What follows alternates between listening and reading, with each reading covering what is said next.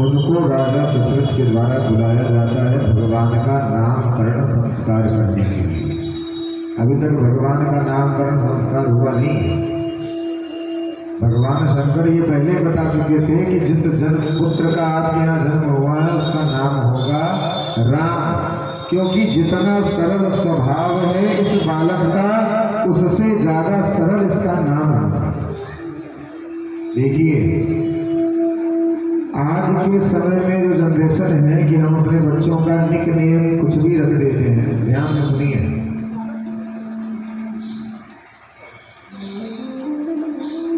आज के जनरेशन को देखते हुए माँ बाप भी अपने बच्चों का नाम कुछ भी रख देते हैं। निक नेम कहते हैं महाराज जी ओरिजिनल कुछ और है, निक नेम ये है। ओरिजिनल से और निक नेम का कोई तात्पर्य नहीं है। तात्पर्य इतना है कि कौन सा ऐसा नाम आप ज्यादा यूज करते हो जो बार बार आपके बच्चे के श्रवण में ज्यादा आता है। देखिए राम का नाम राम इसलिए रखा गया है क्योंकि जैसा राम का नाम है वैसा राम का स्वभाव है। नाम के विपरीत नहीं है भगवान का स्वभाव। कृष्ण का नाम कृष्ण इसलिए है क्योंकि जैसे कृष्ण का नाम है वैसे कृष्ण का स्वभाव है। राम सिंपल है, राम सामान्य है, राम मर्यादित है, इसलिए तोतला व्यक्ति भी राम आराम से बोल लेता है। राम राम अगर आपको बोला जाए करने को तो सारा दिन आप जपोगे तो भी आपके मुख में दर्द नहीं होगा। लेकिन कृष्ण नाम अगर आपको 10 मिनट भी लगातार बोलने को कह दिया जाए तो मुख में दर्द होने लगेगा। क्यों? क्योंकि राम बोलने में जिह्वा में कोई प्रभाव नहीं होता, लेकिन कृष्ण बोलने में जो जीव है वो मुड़ जाती है तुरंत। कृष्ण का जो चरित्र है वो उनके ही जैसा टेढ़ा है। जैसे भगवान टेढ़े खड़े होते हैं ना, राम कभी टेढ़े खड़े हैं धनुष लेके, लेकिन कृष्ण टेढ़े ही होते हैं। क्यों? क्योंकि कृष्ण के जैसा कृष्ण का चरित्र भी टेढ़ा है। जिन नामों को रख करके हम अपने बच्चों को बार बार बुलाते हैं, टिंकू रिंकू और भी जो नाम है, जब बार बार आप उस नाम का उच्चारण अपने बच्चे को बुलाने में करते हो तो शब्द में इतनी ताकत होती है कि वो नाम के हिसाब से ही व्यक्ति के जो चरित्र है उसको प्रकाशित करने लग जाता है।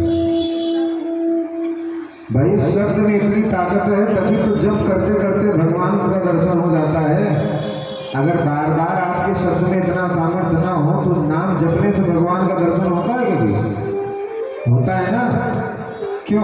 क्योंकि शब्द में इतनी शक्ति है। और जब आप अपने बच्चों का नाम कुछ भी रख करके बिना किसी की जानकारी के निकनेम ही क्यों ना हो, निकनेम और ओरिजिनल नेम का कोई मतलब नहीं होता है। राम का कोई निकनेम है क्या?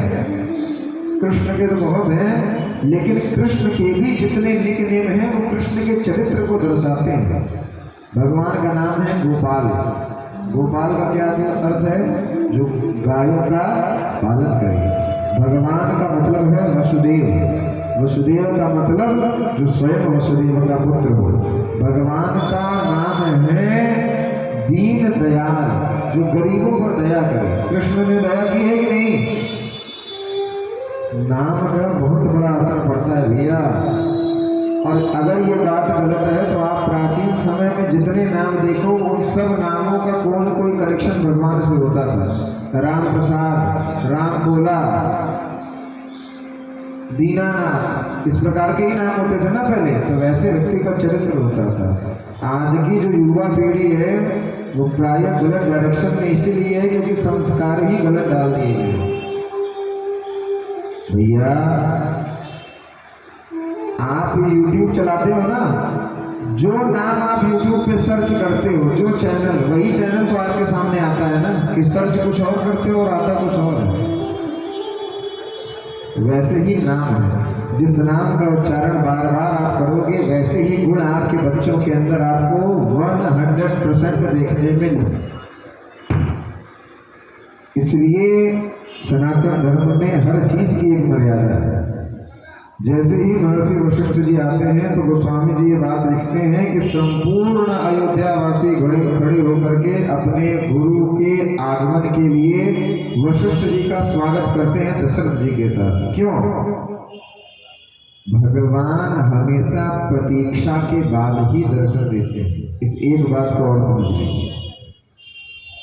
दशरथ जी जीवन के चौथे पन में, एक होता है बचपना, एक होता है किशोरावस्था, एक होती है जवानी और चौथा जो चरण होता है वो होता है बुढ़ापे का।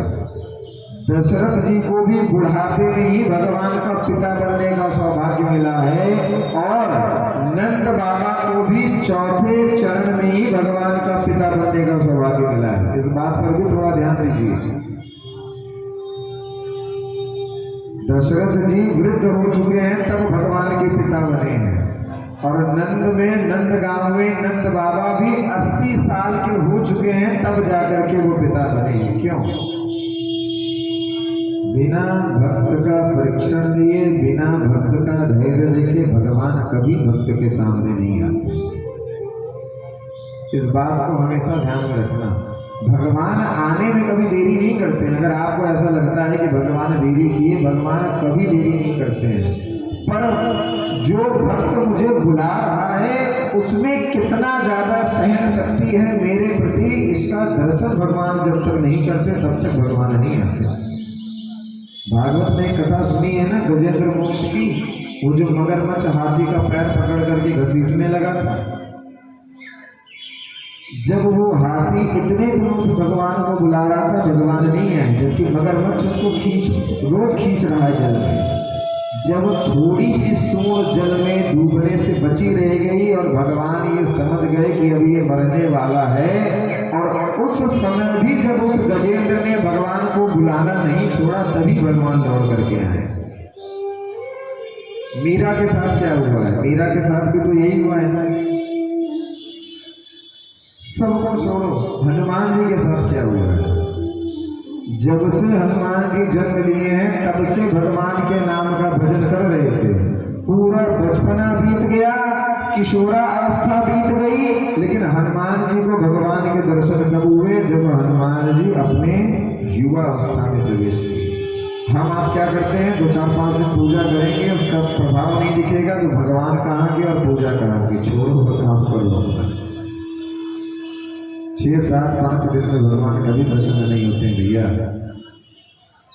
काम आपका वो कर देंगे, लेकिन जो आप सोचो कि भगवान की कृपा, और भगवान कृपा किसको कहते हैं पता है आपको? सुनते तो हो कि भगवान की कृपा चाहिए, कृपा चाहिए। वो कृपा क्या है पहले ये सुन लो। जिसको भगवान की कृपा मिल जाती है ना, उसको कुछ बोलने की आवश्यकता नहीं होती। रात में सोचा कि सुबह मकान चाहिए, सुबह अपने आप मकान की व्यवस्था भगवान कर देते हैं। और ये बात गलत है तो अब जो बताने जा रहे हैं उसको सुन करके शायद आपके जो दिमाग है वो आपके ठिकाने पे ना रहे। प्रत्यक्ष आंखों से देखी घटना बता रहे हैं, सुनो। हमारे जो गुरु जी हैं धर्म सम्राट स्वामी कृपात्री जी के गद्दी पे जो बैठे हैं स्वामी सर्वेश्वरानंद सरस्वती जी, आपको देखी घटना बता रहा हूँ कि भगवान कैसी कृपा करते हैं।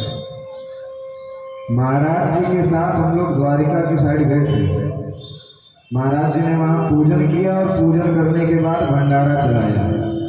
ध्यान से सुनिएगा, आपको देखी बात है, हम भी वहाँ खड़े थे उस समय। अब हुआ क्या कि सुबह से महाराज जी भंडारा करवा रहे थे और शाम को जैसे ही भंडारा खत्म होने का समय आया तो 100 ब्राह्मण आ गए भोजन करने के लिए। कहीं पर यज्ञ हो रहा था, शाम को वो यज्ञ समाप्त हुआ तो लोगों ने कहा कि भाई भंडारा हो रहा है, जाकर के प्रसाद पा लो। महाराज जी के साथ हम भी वहीं थे। आपको देखी बात है, जब वो ब्राह्मण भोजन करने आए तो भोजन तो बचा हुआ था, लेकिन भोजन में बूंदी का लड्डू भी सबको दिया जा रहा था। और जब ये बात पता चली कि ब्राह्मण आए हैं और रसोई में जाकर के देखा गया तो सारा भोजन तो रखा था, लेकिन मात्र लड्डू का जो क्रेट था उस क्रेट में 8 ही लड्डू बचे थे। प्रत्यक्ष घटना बता रहे हैं जो देखी है आंखों से कि संत की कैसे भगवान वास्तविकता में सुनते हैं। तो हम लोग गए, हमने कहा महाराज जी 8 ही लड्डू बचे हैं और कम से कम 100 ब्राह्मण हैं। तो महाराज जी ने कहा कि अगर ब्राह्मण भोजन करने आया है तो बिना मीठा के ब्राह्मण को भोजन करानी नहीं चाहिए। क्यों? क्योंकि ब्राह्मण मधुर प्रियम, बिना मीठा किए बिना मीठा खाए अगर ब्राह्मण भोजन करके उठ गया तो भोजन निरर्थक हो जाता है। तत्काल में कहाँ से लड्डू बनाए जाए भाई? वहां ना कोई दुकान है ना कुछ है, गांव में भंडारा चल रहा है। तो महाराज जी क्या किए कि जिन ठाकुर, आंखों देखी बात बता रहा हूं, जिन ठाकुर जी की सेवा महाराज जी करते हैं उन ठाकुर जी के ऊपर से महाराज जी तुलसी जल उठाते हैं और रात को भगवान को शयन कराते समय जो कपड़ा भगवान के ऊपर डालते हैं शयन के समय, वो कपड़ा उठाते हैं, भंडारे में आते हैं, उस क्रेट में जिसमें 8 लड्डू बचे थे उसमें वो तुलसी दल डालते हैं और कपड़ा उड़ा देते हैं और कहते हैं कि बिना कपड़ा हटाए लड्डू मतलब हाथ डाल करके बांटना। प्रत्यक्ष घटना आंखों से देखी है। देखिए वे रोंगटे खड़े होने लगे। सारे ब्राह्मण बैठ करके भोजन करते हैं, उसी क्रेट के जिसमें 8 लड्डू थे उसी से हम लोग सभी 100 ब्राह्मणों को लड्डू निकाल करके मिष्ठान कराते हैं। गांव के कुछ लोग आते हैं, महाराज जी उसी क्रेट में से हाथ निकाल करके कम से कम 60-70 लोगों को वो लड्डू देते हैं और बाद में जब हम लोगों को रखना होता है तो जब चद्दर हटाते हैं तो वही 8 लड्डू वहाँ रखे हुए मिलते हैं, फिर हम लोग बैठ करके आगे बढ़ जाते हैं। ये प्रत्यक्ष घटना बता रहे हैं, आंखों देखी हुई जहां हम स्वयं थे। क्यों? ये नहीं कि आपका घर रातों रात सोने का हो जाएगा, 100 गाड़ियां आपके आगे पीछे, ये कृपा नहीं है भैया। कृपा का जब पांडवों को वनवास हुआ, ध्यान से सुनिए, पांडवों को जब वनवास हुआ तो दुर्योधन के घर पे दुर्वासा ऋषि आए भोजन करने के लिए। ये कथा ध्यान से सुनिएगा, इसी कथा से जुड़ी हुई है ये। तो जब दुर्वासा ऋषि आए दुर्योधन के घर में भोजन करने, तो दुर्योधन ने कहा कि इतना ज्यादा दुर्योधन ने सेवा कर दी दुर्वासा की कि दुर्वासा प्रसन्न हो गए और बोले तुम वरदान क्या चाहते हो? तो दुर्योधन ने कहा कि महाराज जी हमारे जो भाई हैं पांडव वो गए हैं वनवास, तो आप अपने 10,000 शिष्यों के साथ जाकर के उनके यहाँ भोजन ग्रहण करें।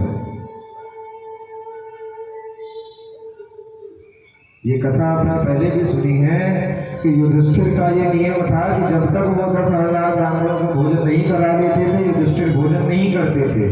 जब पांडवों को वनवास दिया गया तो युधिष्ठिर इस चिंता में पड़ गए कि अब मैं ब्राह्मणों को भोजन कैसे कराऊंगा।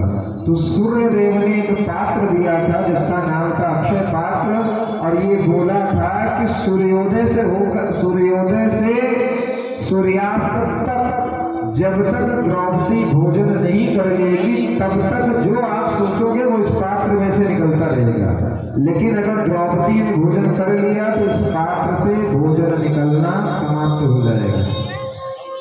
कृपा और भाव फिर समझ जाओगे आप अभी इसी कथा से। दुर्योधन को ये नहीं पता होता कि पांडवों के पास अक्षय पात्र है।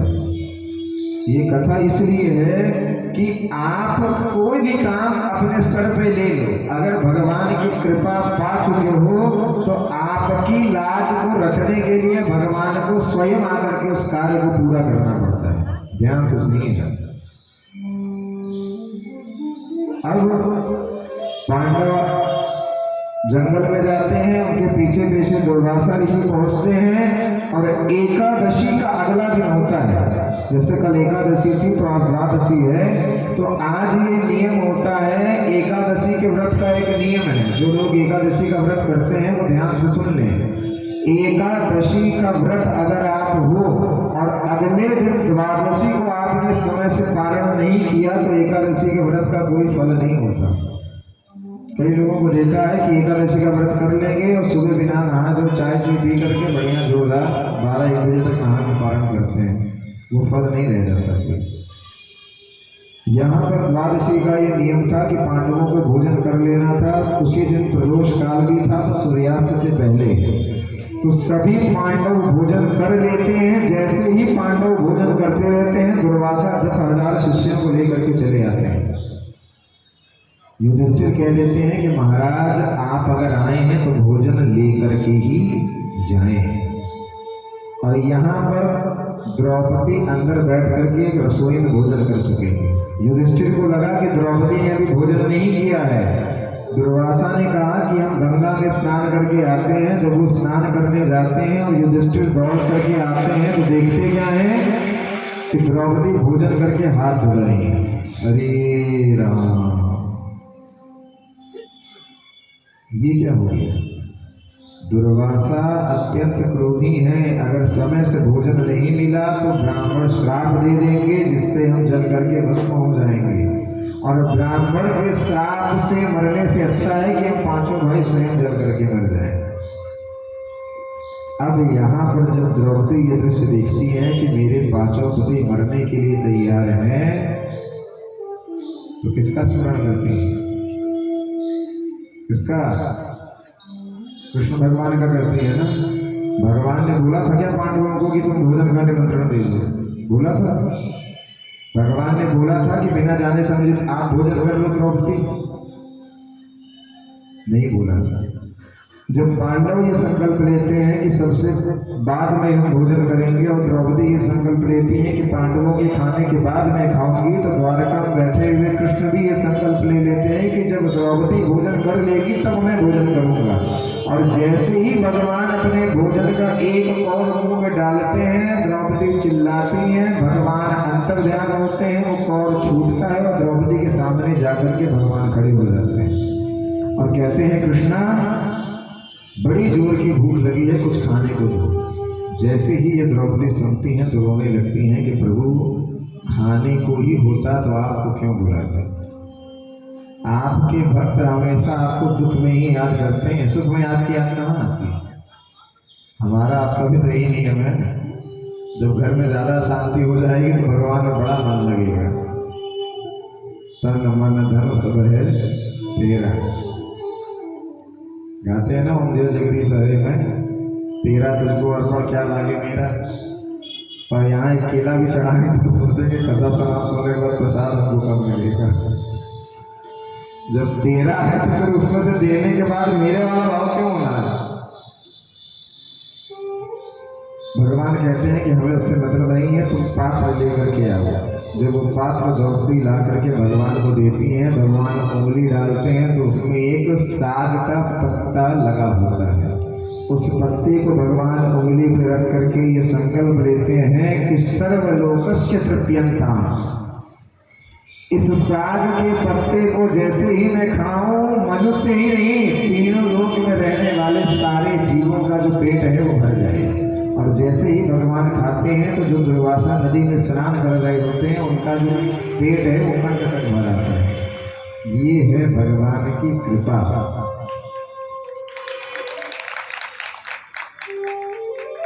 पैसा मिल जाना, परिवार की समस्याएं ठीक हो जाना, ये भगवान की कृपा नहीं है।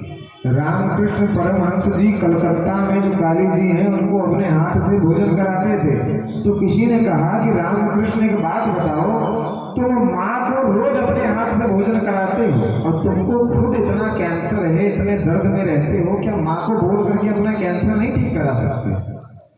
रामकृष्ण जी के जीवन चरित्र में घटना है, पढ़ लेना करके आप। रामकृष्ण जी का मित्र ये बात बोलता है, ये वही रामकृष्ण है जो विवेकानंद के गुरु हैं। इन्होंने थूक दिया था, विवेकानंद जी ने चाट लिया था, तो उतना सारा ज्ञान विवेकानंद जी के अंदर ट्रांसफर हो गया था। तो कहते हैं कि विवेकानंद माँ की इतनी सेवा करते हो, क्या वो माँ से अपना कैंसर नहीं ठीक करा सकते? वो तो दृष्टि मात्र से ठीक कर देगी। तो विवेकानंद जी जवाब क्या देते हैं? वो जवाब आपके लिए है कि भाई ये बात सच है कि मैं माँ को बोलूँगा तो माँ मेरा रोग ठीक कर देगी, लेकिन वो मेरी माँ है, उसका पुत्र किस कष्ट में पड़ा हुआ है वो मेरी माँ को नहीं दिख रहा, लेकिन वो जानती है कि रामकृष्ण का हित है, इसलिए वो इस रोग को ठीक नहीं कर रही। आप जिस स्थिति में पड़े हो वो भगवान को दिख रहा है। अगर आप भक्त हो तो दुष्ट आत्मा हो तो एक अलग विषय है, अगर भक्त हो तो आप अगर ये सोचो कि हम जितने रो रहे हैं गा रहे हैं भगवान को मतलब नहीं है, संसार हमारी अवहेलना कर रही है, ऐसा कुछ नहीं है भैया। भगवान को हमेशा मतलब रहा है, पर वही होता है ना पेशेंस, कि आप में कितनी सहन शक्ति है, इसका परीक्षण आपको ही देना पड़ेगा। भाई एक बात बताओ, जब आप ऑपरेशन कराने जाते हो आपको दर्द होता है तो दर्द आप ही को बर्दाश्त करना पड़ता है ना, कि कोई और बर्दाश्त करता है। और जब आप उस दर्द को बर्दाश्त कर लेते हो तो होता क्या है, डॉक्टर आपका ट्रीटमेंट कर देता है और जो दर्द क्या वजह होता है वो कारण समाप्त हो जाता है। पर शुरू में तो दर्द आप ही को झेलना पड़ेगा, कि वो डॉक्टर झेलेगा। नहीं समझ में आया? इसीलिए कहते हैं क्या, सिर पर सीताराम फिकर फिर क्या करना। सबको गाना है ये बात, अगर वास्तविकता में भगवान से प्रेम है तो। सिर पर सीताराम फिकर फिर क्या करना, सिर पर सीताराम फिकर फिर क्या करना, तो मेरे बिगड़ बनेंगे सबका फिकर फिर क्या करना, सिर पर सीताराम फिकर फिर क्या करना।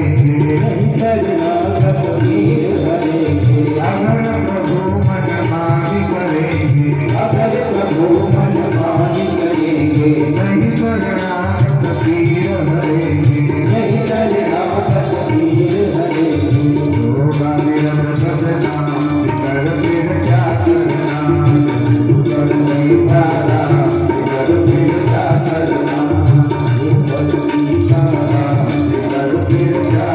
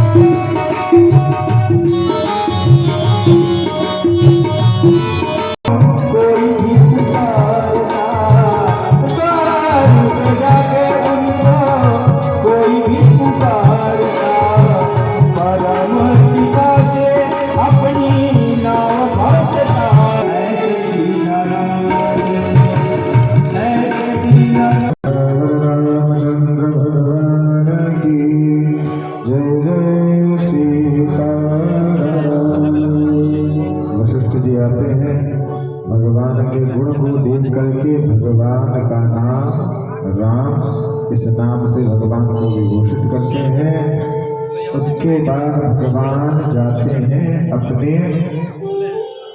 कुछ समय बीतने के बाद गुरुकुल, वहां से भगवान अल्प समय में सारी विद्याओं का अध्ययन करके चले आते हैं। लेकिन दोनों चरित्रों में आपने श्रवण किया है कि भगवान राम भी पढ़ने गए थे और भगवान कृष्ण भी पढ़ने जाते हैं। क्यों? भगवान को पढ़ने की क्या आवश्यकता है? पर भगवान ये बात सिद्ध करते हैं कि अगर मैं भी मनुष्य योनि में आया हूँ तो मुझे भी गुरु से ज्ञान लेना ही पड़ेगा। ये भगवान का ही बनाया गया नियम। और जब भगवान प्रातः काल उठते हैं तो क्या करते हैं? प्रातः काल उठ के रघुनाथा मात पिता गुरु नावही माथा। माथा हाथ नहीं। आजकल के समय में जो एक हाथ से प्रणाम करने की विशेष विधि है वो सनातन धर्म की नहीं है, वो पाश्चात्य है। और भगवान अपने माता पिता को और गुरु को हाथ से प्रणाम नहीं करते थे। भगवान सीधा चरणों में माथा यानी कि सर रख करके प्रणाम करते थे। क्यों? क्योंकि हमारे शरीर में, ध्यान से सुनिए, जो भी पुण्य कर्म हम करते हैं वो हमारे शरीर में एक ही जगह पर इकट्ठा होता है। वो होता है हमारे दाहिने पैर के अंगूठे में। इस बात पे ध्यान से सुनिएगा। व्यक्ति के शरीर में पाप तो हर जगह होता है, लेकिन उसका जो पुण्य इकट्ठा होता है वो पुण्य इकट्ठा होता है दाहिने पैर के अंगूठे में। इसीलिए जो सच्चे संत वगैरह होते हैं वो जल्दी अपने दाहिने पैर के अंगूठे को स्पर्श नहीं करने देते। और ऐसी स्थिति में जब कोई बालक अपने माता पिता या गुरु या बड़ों के चरणों पे डायरेक्ट माथा रखता है तो सारा पुण्य निकल करके अंगूठे से उस बालक के शर में विद्यमान हो जाता है, जिससे वो समस्त विद्याओं का और समस्त संस्कारों का ज्ञान उसके अंदर हो जाता है। इसलिए भगवान माथा रख के प्रणाम करते थे, हाथ से नहीं करते। माथा भी सबके चरणों में नहीं रखना चाहिए, विशेषकर माता पिता और गुरु।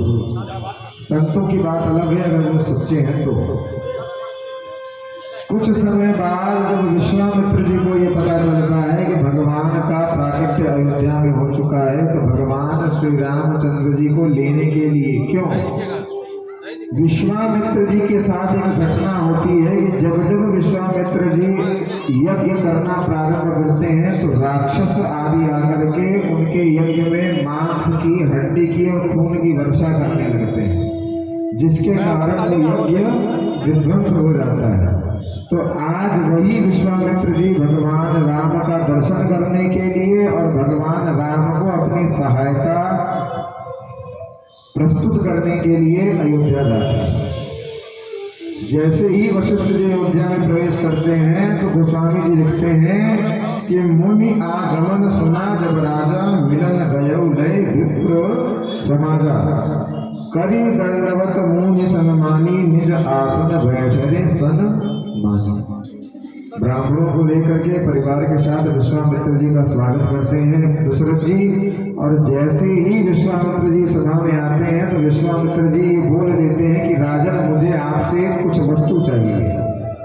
तो दशरथ जी ये वचन दे देते हैं कि ये सूर्यवंशी दशरथ आपको वचन देता है कि जो आप मांगोगे वो मैं आपको दे दूंगा। उनको ये तो पता नहीं था कि राम को ही मांग लेंगे, उनको लगा कोई वस्तुतः चीज मांगेंगे। पर जैसे ही विश्वामित्र जी कहते हैं कि मुझे आपका धन ऐश्वर्य वैभव नहीं, आपका ज्येष्ठ पुत्र राम और लक्ष्मण चाहिए। जैसे ही ये बात सुनते हैं तो दशरथ जी मूर्छित होकर के गिर जाते हैं।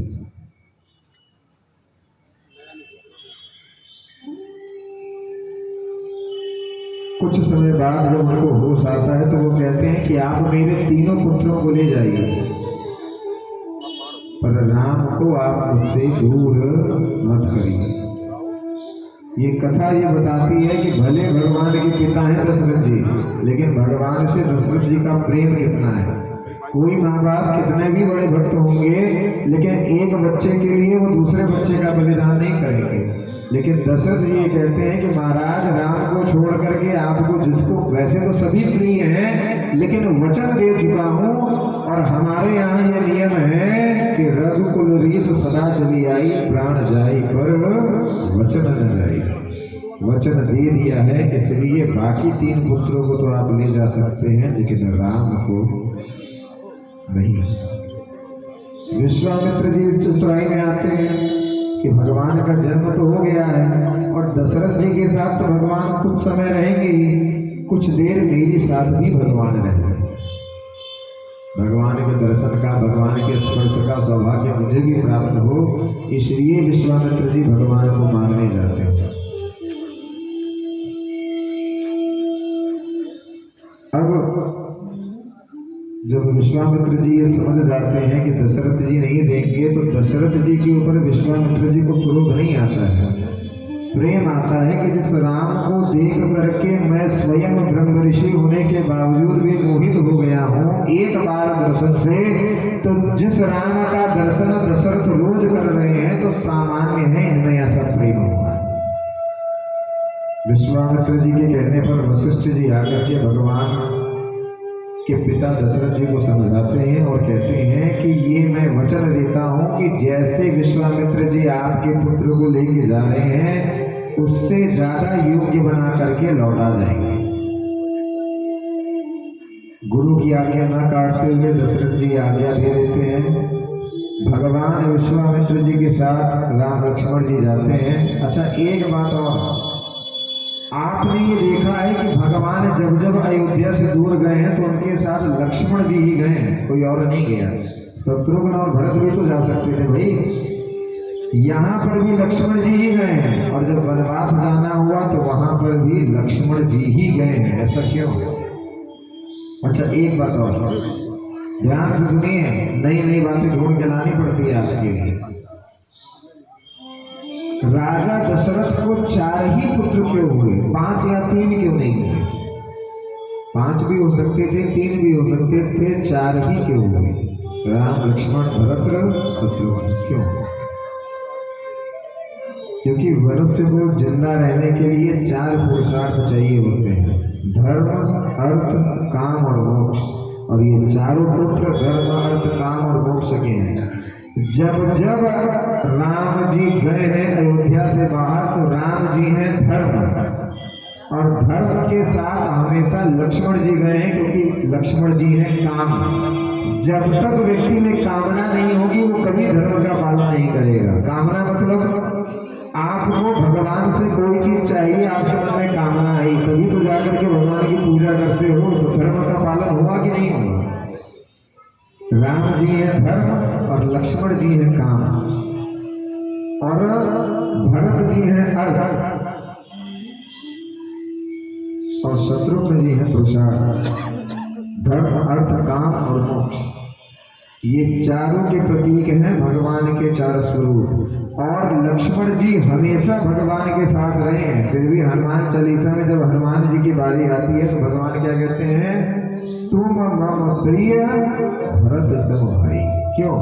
क्योंकि धर्म को जितना ज्यादा मोक्ष प्रिय होता है उतना ज्यादा कोई और प्रिय नहीं होता। सारा जीवन में सब कुछ करके लास्ट में क्या कहते हैं हम लोग कि ऐसा काम करो कि मोक्ष बन जाए, यही कहते हैं ना। क्यों? क्योंकि धर्म को सबसे ज्यादा प्रिय मोक्ष ही होता है, और इसीलिए भगवान लक्ष्मण के साथ तो रहते हैं, लेकिन प्रेम सबसे ज्यादा भगवान का भरत से रहता है। दूसरी बात, आपको ये पता है कि रामावतार में भगवान विष्णु के अंश से जन्म लिए हैं भगवान राम, लेकिन ये बात गलत है। भगवान को जिस समय जन्म लेना होता है तो नारायण के 2 अंश आते हैं धरती पर, एक होते हैं राम और दूसरे होते हैं भरत। रामचरित्र में बात लिखी है कि राम और भरत को कोई एक साथ देख ले तो ये बता नहीं सकता था कि इनमें से राम कौन है और इनमें से भरत कौन है। राम और भरत में न तो शरीर से कोई भेद था, न स्वभाव से कोई भेद था। भेद था तो खाली किसका?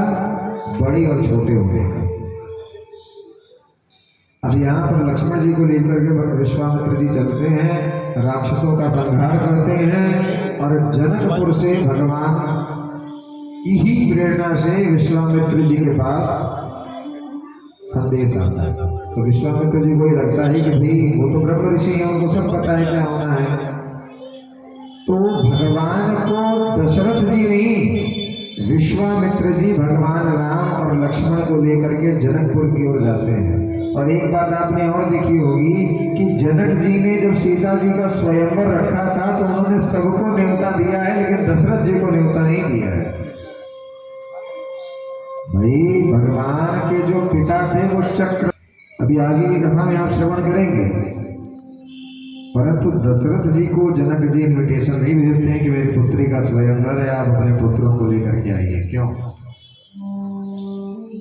वो तो सबसे बड़े मंत्री है ना भाई। आपके घर में कोई कार्यक्रम हो और आप अपने घर के सबसे बड़े को ही ना बुलाओ, तो ये तो बड़े आश्चर्य की बात है। और राजा दशरथ राजाओं के भी राजा हैं, इसीलिए उनके नाम के आगे चक्रवर्ती सम्राट लगता है। चक्रवर्ती सबके आगे नहीं लगता, उसका कारण आप आगे सुनेंगे। भगवान को जैसे ही लेकर के आगे बढ़ते हैं विश्वामित्र जी, तो सबसे पहले एक राक्षसी आती है जिसका नाम होता है ताड़का। भगवान के द्वारा ताड़का का वध कराते हैं। और जैसे ही कुछ दूर भगवान को लेकर के विश्वामित्र जी बढ़ते हैं तो देखते क्या है कि एक आश्रम में वो प्रवेश करते हैं, जिस आश्रम में एक पत्थर की शिला होती है जो कि अहिल्या होती है। अब ये वही अहिल्या है जो अपने पति के श्राप से पत्थर बन गई हैं, और जब उनको श्राप मिलता है पत्थर बनने का तो अपने पति से कहती हैं कि मैंने एक गलती की जो कि मेरा हाथ भी जिसमें नहीं था, इंद्र ने आपका वेश बना करके आए और मेरे साथ उन्होंने छल किया, फिर भी आपने मुझे श्राप दे दिया, और इतने दिनों तक मैंने आपकी तपस्या की, आपकी सेवा की, उसका कोई परिणाम नहीं।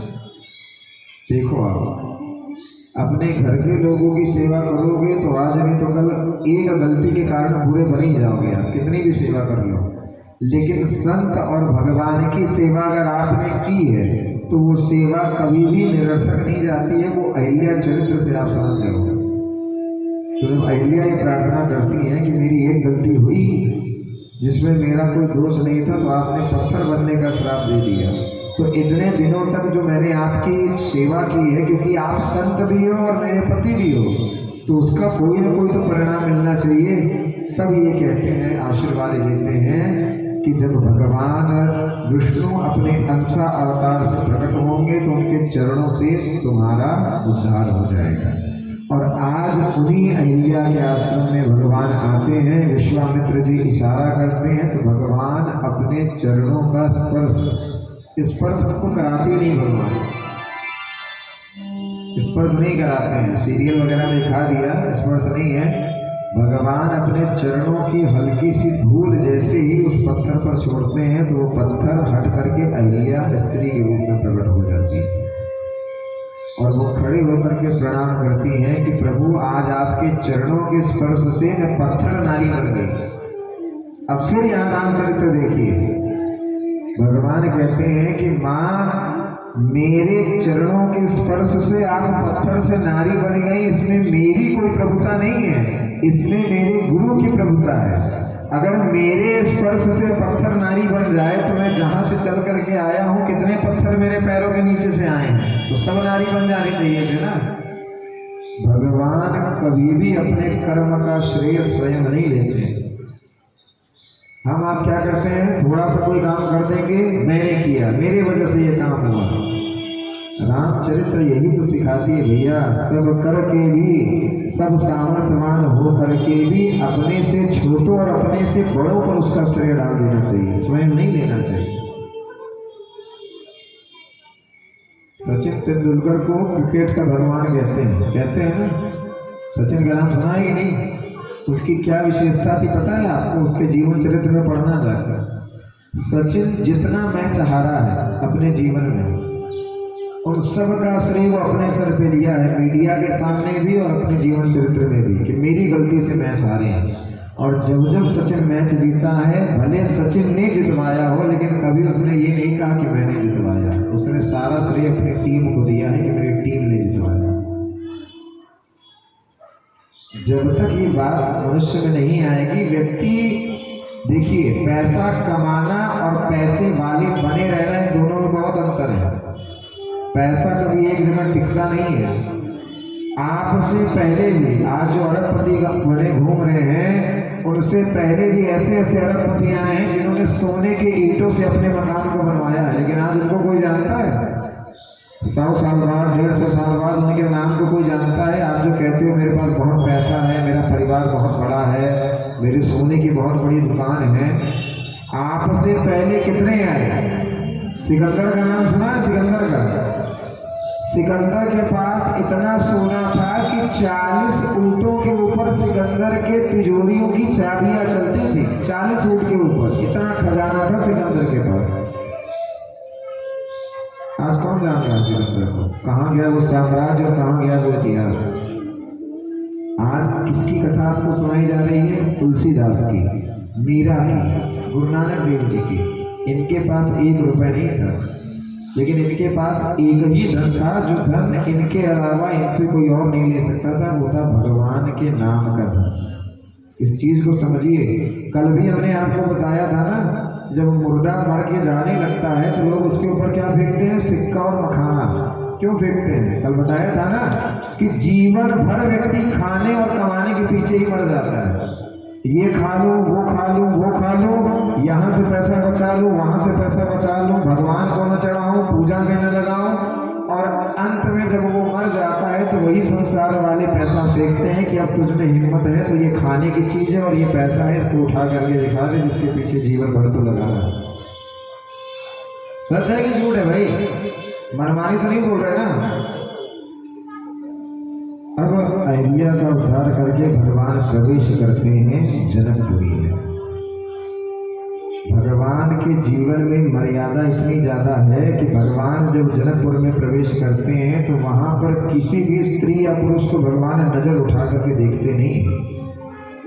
जैसे ही जनक जी को पता चलता है कि ब्रह्म ऋषि स्वयं जगदम्बा भगवती के विशेष शिष्य महर्षि वाल्मीकि, महर्षि विश्वामित्र जी आए हैं, तो जनक जी सारे अपने परिकर के साथ विश्वामित्र जी का सम्मान करने जाते हैं। और वहां पर गोस्वामी जी लिखते हैं कि मुनि आगमन सुना जब राजा, मिलन गयो ले विप्र समाजा। सारे समाज को इकट्ठा करके जनक जी जाते हैं विश्वामित्र जी के साथ। जैसे ही वो नए बच्चों को देखते हैं तो भगवान की सुंदरता को देख करके जनक जी देखते ही रह जाते हैं। कथाएं ऊपर ऊपर से पता है ना, इसलिए संशय होता है। जनक जी ने भगवान को देखते ही अपना दामाद स्वीकार कर लिया था मन में, तभी वो क्रोध में बोलते हैं। आगे आप सुनोगे कि इस समाज में कोई भी ऐसा नहीं है जो आकर के इस धनुष को उठा सके। क्यों बोलते हैं? क्योंकि वो देखते हैं कि सारे राजा आकर के धनुष उठाने का प्रयास करते हैं, लेकिन राम जी नहीं उठते हैं। और राम तब तक नहीं उठेंगे जब तक इनके सामने इनके बड़ों का अपमान नहीं। हम आप क्या करते हैं? नई गाड़ी अगर बाइक हमने खरीद ली तो उस बाइक को लेकर के 10 जगह नाचेंगे, और कोई पूछे या ना पूछे बताएंगे जरूर कि 80,000 रुपए की बाइक हमने ली। क्यों? व्यक्ति के पास जब थोड़ा सामर्थ्य हो जाता है ना तो वो दिखावे में आ जाता है। राम सर्व सामर्थ्यवान होने के बावजूद भी दिखावा नहीं कर रहे हैं। भगवान चाहते तो सबसे पहले उठ जाते धनुष तोड़ने के लिए। उठे? नहीं उठे। रामचरित्र यही बताती है भैया, सुनोगे तो समझ जाओगे, और समझ जाओगे जो है वो बच जाएगा। पैसा कमाना और पैसे को टिकाना, इन दोनों में बहुत अंतर है भैया। पैसा आएगा जितनी तेज, शास्त्रों में वर्णन है कि धन जितनी तेजी से आता नहीं है उसके कई गुना तेजी से जाने का रास्ता बना लेता है। पैसा कभी एक जगह टिक के रहता ही नहीं है, ये बात ध्यान से सुन लीजिएगा। और अगर आपने उसको जबरदस्ती टिका करके रख लिया तो वो पैसा अंदर अंदर कोई न कोई ऐसी बीमारी बना करके आपके सामने लाएगा कि जिस पैसे को अपने ही हाथों से बचाते थे, अब खुद को जिंदा रखने के लिए वही पैसा ले जाकर के डॉक्टरों को। ये बातें हम मनमानी एक भी नहीं कर रहे हैं। आपसे पहले कितने बड़े बड़े अरबपति हुए, आज उनकी क्या कंडीशन है आप देख रहे हैं। आंखों देखी बात बता रहे हैं। बड़े बड़े सेठों के यहाँ जाते हैं, बड़े बड़े सेठ शिष्य हैं, देख करके लगता है कि इनके घर में किसी चीज की कमी नहीं है। 10-10, 20-20 करोड़ का एक एक घर, जिसमें 10-10, 9-9 हजार रुपए के तो एक एक टाइल्स लगे हुए हैं। ऐसे ऐसे घरों में हम गए हैं और वहाँ की स्थिति और दुर्दशा ऐसी है कि उसको बता करके आपके सामने हम खुद ही शर्मा है, ये स्थिति है। और मैं ये बात नहीं कह रहा हूं भैया, गुरुवाणी में गुरु नानक देव जी ये बात स्पष्ट करते हैं कि बड़े बड़े जे दिखे लोग तिनकह व्यापे चिंता रोग। ये बात गुरु नानक देव जी ने लिखी है गुरुवाणी में। हम अपने मन से बोल भी नहीं रहे हैं कि ये सोचो कि महाराज अपने मन से बोल रहे हैं कि लाकर भी चढ़ाओ यहाँ कुछ, इसलिए नहीं बोल रहे हैं। जो सत्य है वो समझा रहे हैं।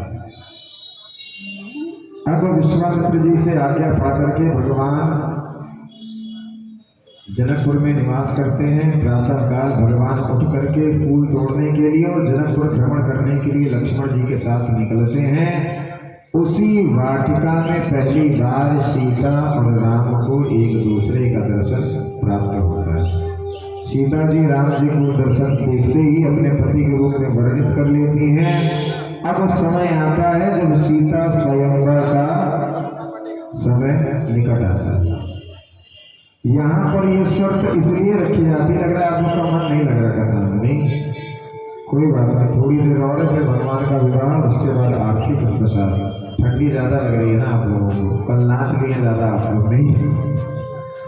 वृंदावन बिहारी लाल की, लाडली सरकार की, जय जय श्री राधे। देखिए आज का दिन तो बीता ही गया, कल और परसों 2 दिन का कष्ट और है, उसके बाद इस कष्ट से आप मुक्त हो जाओगे, ठीक है। 25 तारीख को ये कथा समाप्त हो जाएगी और 26 तारीख से आपको कष्ट करने की आवश्यकता नहीं है। अब भगवान सीता रामचंद्र एक दूसरे का दर्शन करते हैं और अब समय आता है जब भगवान का विवाह सीता जी से होने वाला होता है। तो गोस्वामी इस बात को स्पष्ट करते हैं कि सबसे पहले जनकपुर में जनक जी ही राम जी को अपना दामाद मान लेते हैं। सीता जी जैसे ही राम का दर्शन करती हैं तो वो अपने मन के अंदर अंदर भगवान को ही अपना पति मान लेती हैं। तो जब दोनों तरफ से रिश्ते जुड़ जाते हैं, इसलिए एक कारण ये भी है कि शिव धनुष किसी और से उठता भी नहीं है। क्यों? क्योंकि वो शिव धनुष सीता जी के कंट्रोल में होता है। ये बात आपको नहीं पता होगी, सुन लीजिए। शिव धनुष को उठाने की प्रतिज्ञा इसलिए रखी जाती है क्योंकि जब सीता जी भगवान के कक्ष में झाड़ू पोछा करती थी तो हंसी मजाक में वो बाएं हाथ से ही भगवान शंकर के धनुष को उठा करके झाड़ू पोछा करके रख देती थी। ये वही धनुष है जिसको 10,000 हाथी मिल करके भी नहीं खींच पा रहे, कोई सामान्य धनुष नहीं था ये। और ये भगवान शंकर का वही धनुष है जिससे भगवान शंकर ने त्रिपुर का वध किया था। और सीता जी की ही कंट्रोल में वो धनुष होता है, इसलिए कोई उठाना भी चाहे। स्वयं रावण भी उस स्वयंवर में गया था सीता जी का वर्ण करने के लिए। ये बात आपको नहीं पता होगी, आप सुनिए। जिस सभा में राजा जनक ने सबको बुलाया था, सीता जी की सुंदरता को सुन करके देख करके रावण भी उस स्वयंवर में गया था सीता जी से विवाह करने के लिए। अगर भगवान शंकर का धनुष कोई भी उठा सकता था और वो सीता जी के इशारे पर नहीं चलता तो भगवान शंकर का भक्त रावण से बड़ा कोई हो ही नहीं। रावण ने कहा ना, मुझसा पंडित मुझसा जोधा, दूसरा न कोई दूजा है, अपने शिष्य को काट काट शंकर को मैंने पूजा है। शंकर जी को सर चढ़ाया है अपना हमने फूल के जैसा। तो अगर शंकर का धनुष था तो शंकर का सबसे बड़ा भक्त ही उठा लेता, लेकिन भगवान ने नहीं उठाने दिया। भगवती सीता ये चाहती थी कि जिसको मैं चाहूंगी वही ये धनुष उठाएगा। भगवान राम 15 वर्ष की अवस्था में चले गए, कहाँ? वनवास। उससे पहले भगवान की शादी हो गई थी। तो जिस धनुष को 10,000 हाथी भी मिलकर के नहीं खींच पा रहे हैं, उस धनुष को एक 13-14 साल का बच्चा कैसे उठा लेगा? सीता जी की ही शक्ति जब राम जी में आकर के मिश्रित होती है तभी वो धनुष जाकर के उठता है। सभी राजा प्रयत्न करते हैं, धनुष नहीं उठता। ये देख करके जनक जी को क्रोध आ जाता है कि जिससे धनुष उठेगा वो तो उठाने के लिए उठ ही नहीं रहा। राजा जनक अपशब्द का प्रयोग करते हैं। उस अपशब्द को सुन करके लक्ष्मण जी को क्रोध आ जाता है और तब भगवान इशारा करते हैं कि लक्ष्मण आप अपने स्थान पर बैठ जाइए। समय कम है इसलिए कथा संक्षेप में चलेगी। फिर सभी लोग भगवान के विवाह में सम्मिलित होंगे। भगवती सीता मैया का और भगवान राम का पांपूजी का भी कार्यक्रम है। फिर आरती, उसके बाद प्रसाद। भगवान जैसे ही सीता जी के उस प्रभाव को देखते हैं और समझ जाते हैं तो सबसे पहले भगवान विश्वामित्र जी से आज्ञा मांगते हैं। विश्वामित्र जी आज्ञा देते हैं, भगवान जाते हैं, प्रणाम करते हैं। तो सारे राजा मिलकर के भगवान का उपहास करते हैं कि जिस धनुष को बड़े बड़े महाबली नहीं तोड़ पाए उस धनुष को। अच्छा, एक बात और, रावण जब धनुष उठाने जाता है और वो धनुष रावण से नहीं उठता है तो रावण तुरंत उस सभा को छोड़ करके चला जाता है। क्यों? क्योंकि जब रावण से वो धनुष नहीं उठता तो रावण संकल्प लेता है सारी सभा को नष्ट कर देने का। दुष्ट लोगों की एक आदत होती है कि जो चीज वो प्राप्त नहीं कर पाए वो सोचते हैं कि उससे कोई और भी प्राप्त न करे। लेकिन उस सभा को नष्ट रावण इसलिए नहीं करता क्योंकि उसी सभा में वो धनुष रखा है जो धनुष उसके गुरु का है। और गलती से अगर धनुष को कुछ हो गया तो भगवान शंकर फिर रावण को नहीं छोड़ेंगे। इसलिए रावण न चाहते हुए भी उस सभा को छोड़ करके चला जाता है। भगवती सीता भगवान से मन में प्रार्थना करती हैं, भगवती जगदम्बा से प्रार्थना करती हैं। राम जी खड़े होते हैं, खड़े होकर के भगवान धनुष को छूते नहीं हैं। जैसे ही भगवान उस स्टेज को, उस कक्ष को छूते हैं जिस पर धनुष रखा है तो धनुष अपने आप अपने स्थान को छोड़ देता है। ये वाल्मीकि रामायण का प्रसंग है। भगवान हाथ से बाद में उठाते हैं। भगवान के प्रभाव में इतना सामर्थ्य होता है कि धनुष अपने आप उठ जाता है। और धनुष उठा करके जब भगवान प्रत्यंचा चढ़ाते हैं तो उस धनुष का वेग इतना होता है कि सारी सृष्टि जो है वो उखड़ने लगती है अपने स्थान से। तो भगवान लक्ष्मण जी को इशारा करते हैं। तो लक्ष्मण जी किसके अवतारी हैं? शेषनाग के। तो लक्ष्मण जी अपने दाहिने पैर के उसी अंगूठे से, हमने बताया ना जिसमें सारा पुण्य इकट्ठा होता है, दाहिने पैर के अंगूठे से धरती को लक्ष्मण जी दबाते हैं और उसी समय भगवान उस धनुष पर प्रत्यंचा चढ़ाने लगे। अब प्रत्यंचा जैसे ही चढ़ाने के लिए भगवान धनुष को हल्का सा झुकाते हैं तो वो स्वर्ण का धनुष होता है। ध्यान से सुनिए, जो धनुष भगवान चढ़ा रहे थे वो धनुष कोई लकड़ी का नहीं था, स्वर्ण धनुष था। उसके बावजूद भी वो धनुष अपने आप बीच से टूट गया।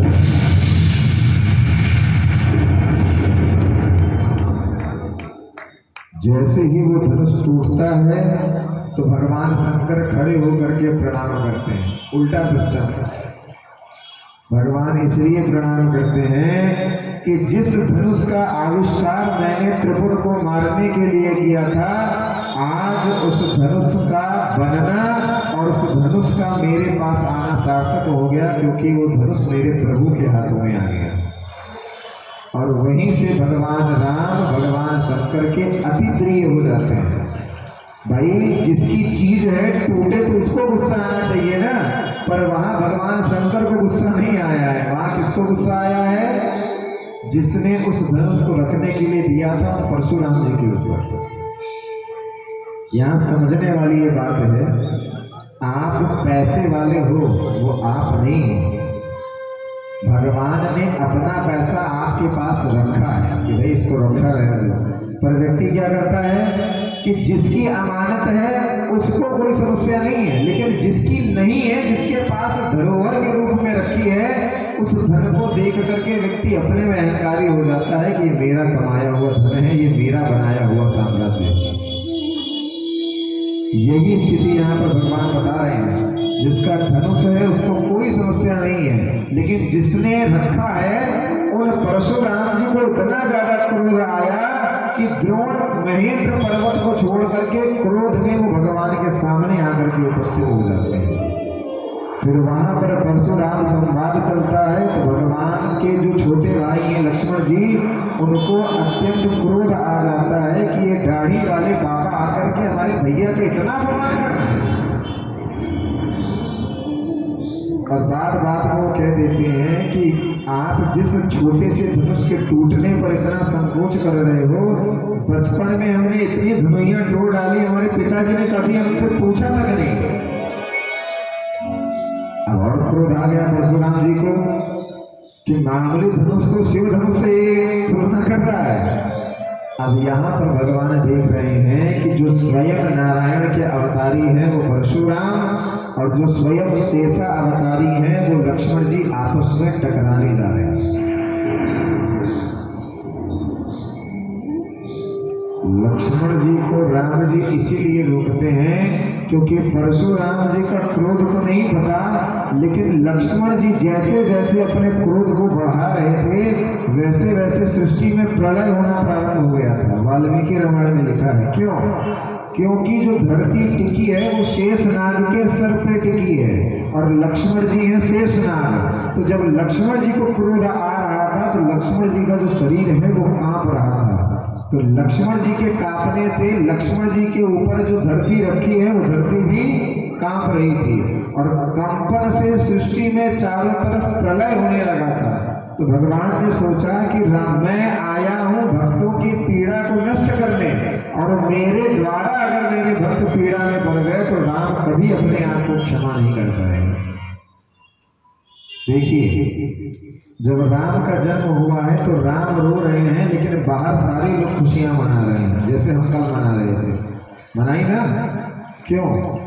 भगवान ये बात स्पष्ट करते हैं कि मेरे भक्तों को अब रोने की जरूरत नहीं है, क्योंकि रोने के लिए मैं स्वयं आ गया हूँ। अपने भक्तों को आंसुओं को मैं स्वयं स्वीकार करता हूँ, और मेरा जो आनंद है, मेरा जो स्वरूप है वो मैं अपने भक्तों को प्रदान करता हूँ।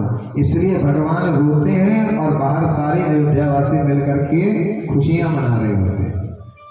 परशुराम संवाद में भगवान राम बीच में आकर के परशुराम जी को समझाते हैं, प्रार्थना करते हैं। परशुराम जी समझ जाते हैं कि ये वही रामचंद्र हैं जिनके अंश से मेरा जन्म हुआ है, और जिस नारायण के अंश से इन राम का जन्म हुआ है, हम दोनों के ईश्वर और हम दोनों के जनक एक ही हैं।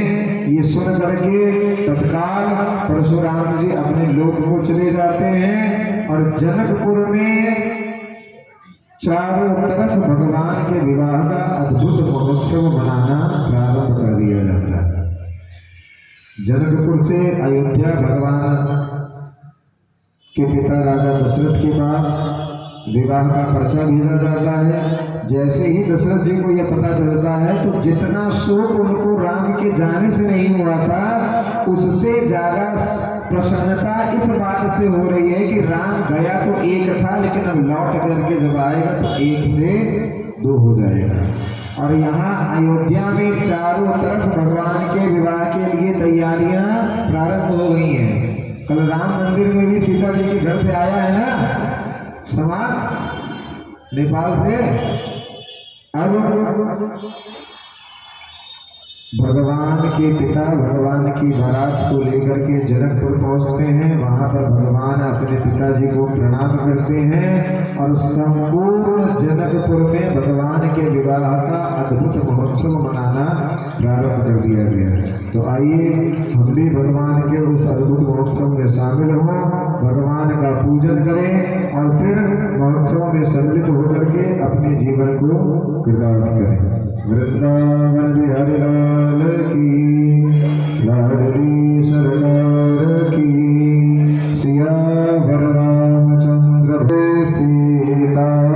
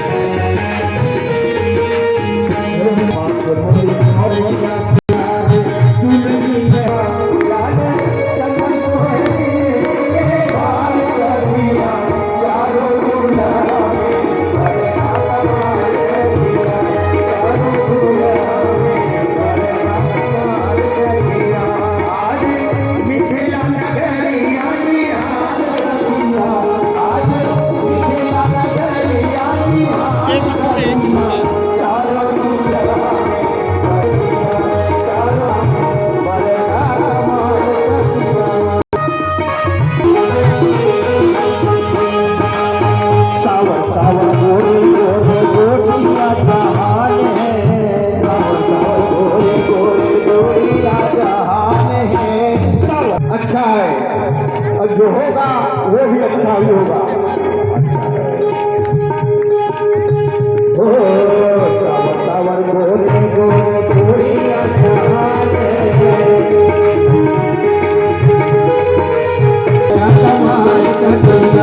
आज मिथिला नगरिया बिहार सपना, आज मिथिला नगरिया बिहार सपना, चारों दुनिया में जय का कमाल सपना, चारों दुनिया में जय का कमाल सपना।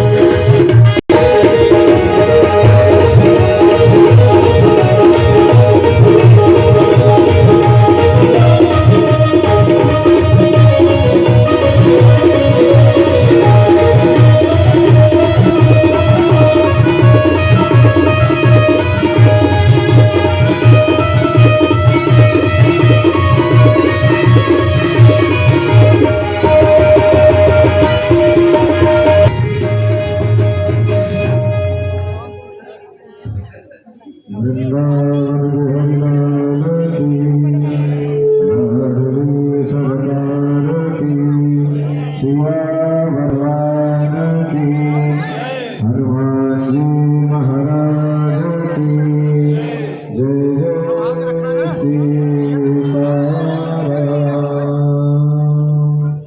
आरती।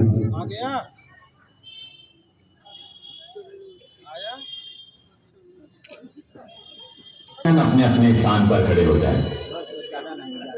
श्रोत्रार्वायश्च प्राणश्च मुखादिर्नजायत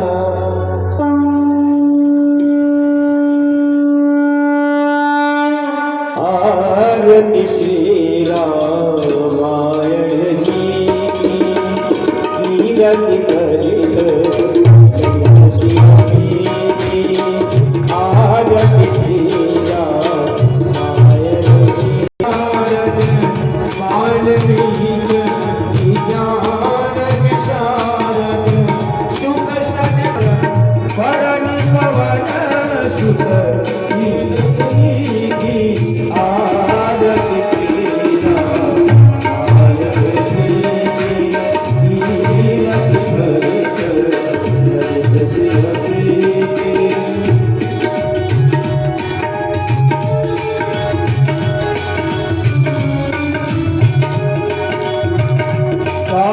संतत शंभु भवानी गावत संतत शंभु भवानी अरुभट संभव मुनि विज्ञानी अरुभट संभव मुनि विज्ञानी वर्ग बतानी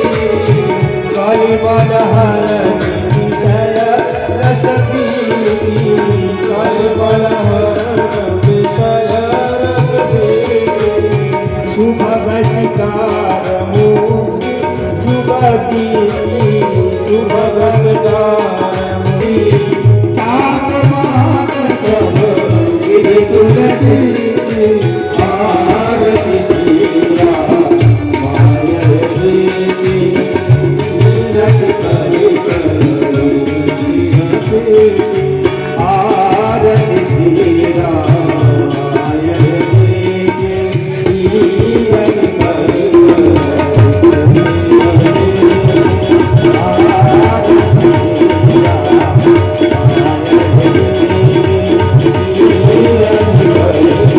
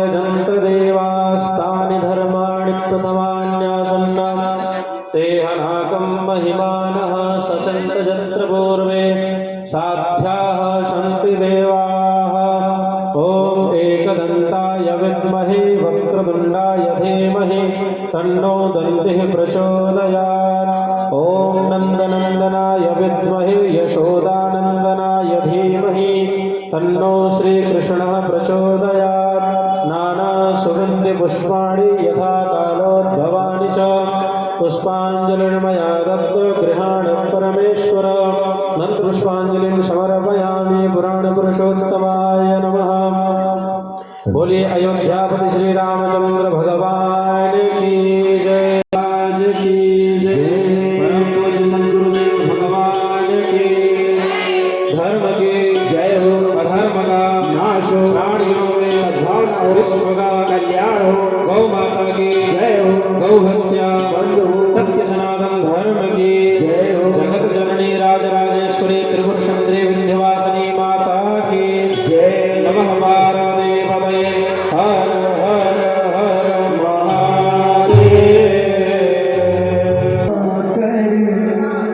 रख लेना